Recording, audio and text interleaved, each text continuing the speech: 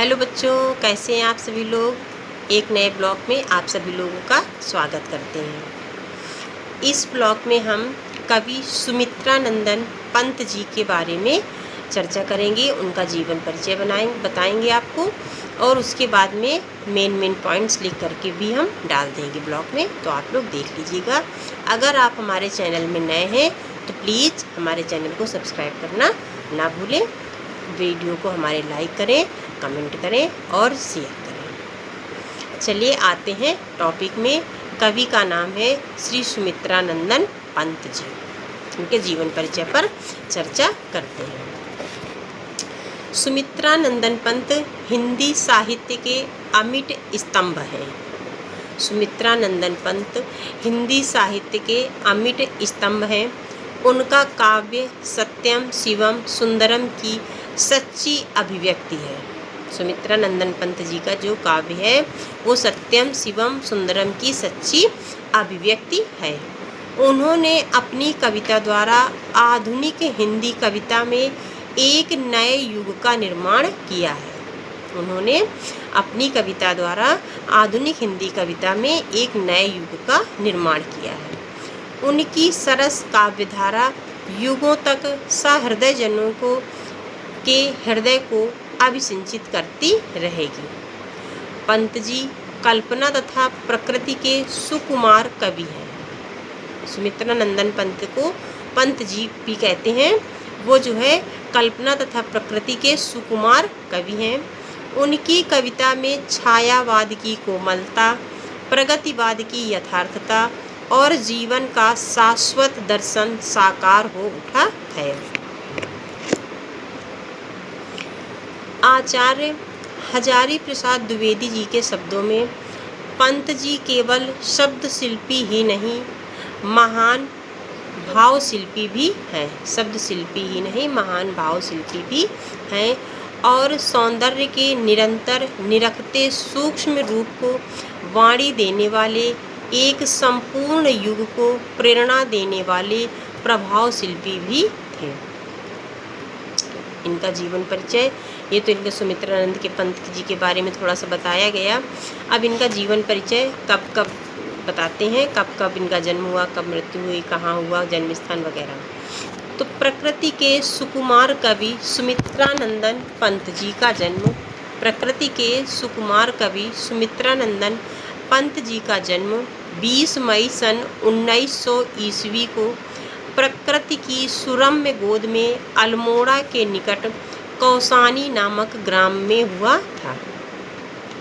प्रकृति के सुकुमार कवि सुमित्रानंदन पंत जी का जन्म 20 मई सन 1900 ईस्वी को प्रकृति की सुरम्य गोद में अल्मोड़ा के निकट कौसानी नामक गांव में हुआ था।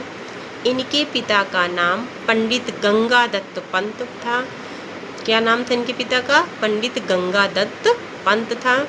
इनके जन्म के 6 घंटे बाद ही इनकी माताजी का देहांत हो गया था। बहुत ही दुखद घटना है कि इनकी जन्म के 6 घंटे के बाद ही इनकी माताजी का देहांत हो गया था।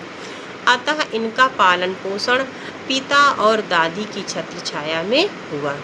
इनके पिताजी ने और दादी ने इनका पालन पोषण किया। पंत जी की प्रारंभिक शिक्षा अल्मोड़ा में हुई। यहीं पर इन्होंने अपना नाम गुसाई दत्त से बदलकर सुमित्रानंद पंत रखा। यानी इनका पहले नाम क्या था? गुसाई दत्त था। बाद में इन्होंने अपना नाम बदल करके सुमित्रानंद पंत रखा। इसके बाद इन्होंने वाराणसी के जय नारायण हाई स्कूल से स्कूल लीविंग की परीक्षा उत्तीर्ण की। कहाँ से? वाराणसी के जय नारायण हाई स्कूल से स्कूल लीविंग की परीक्षा उत्तीर्ण की, और जुलाई 1919 ईस्वी में ये इलाहाबाद आए और म्यारे सेंट्रल कॉलेज में प्रवेश लिया। इलाहाबाद आए 1919 ईस्वी में और म्यारे सेंट्रल कॉलेज में प्रवेश लिया। सुमित्रानंदन पंत जी 1921 ईस्वी में महात्मा गांधी के आह्वान पर असहयोग आंदोलन से प्रभावित होकर इन्होंने बीए की परीक्षा दिए बिना ही कॉलेज त्याग दिया। बीए की परीक्षा इन्होंने नहीं दी। पंत जी ने स्वाध्याय से मतलब अपने आप घर में रह कर के संस्कृत, अंग्रेजी, बांग्ला और हिंदी भाषा का अक्षर ज्ञान प्राप्त किया। इन्होंने प्रगतिशील विचारों की पत्रिका रूपाभा का प्रकाशन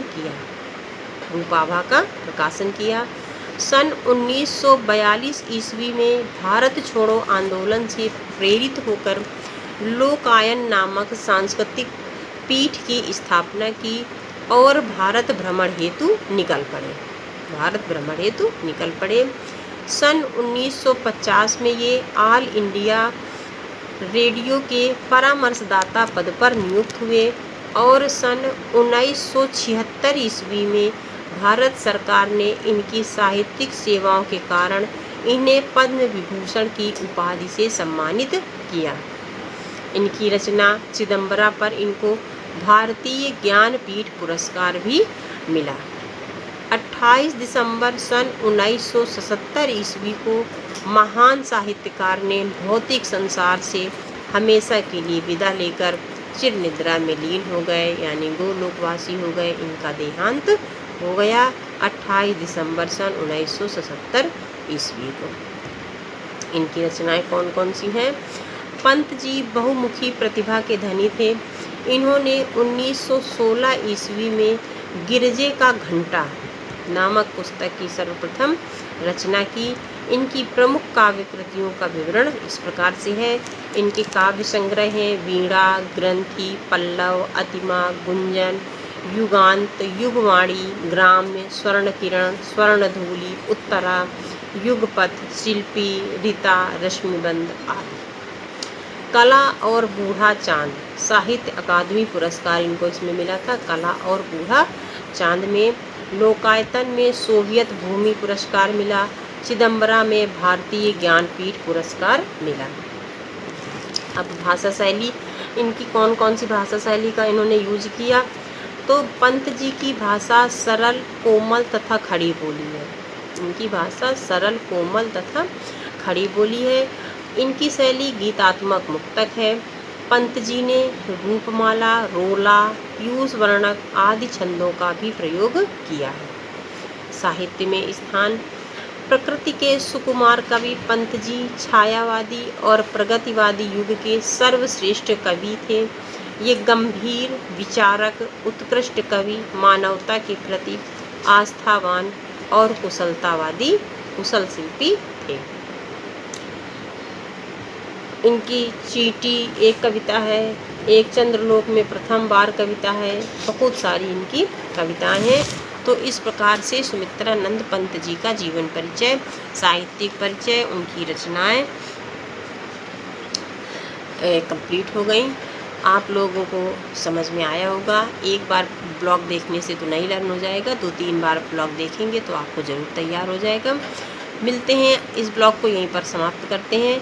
मिलते हैं अगले ब्लॉग में एक नई रचना के साथ, एक नई जानकारी के साथ में। तब तक के लिए नमस्कार।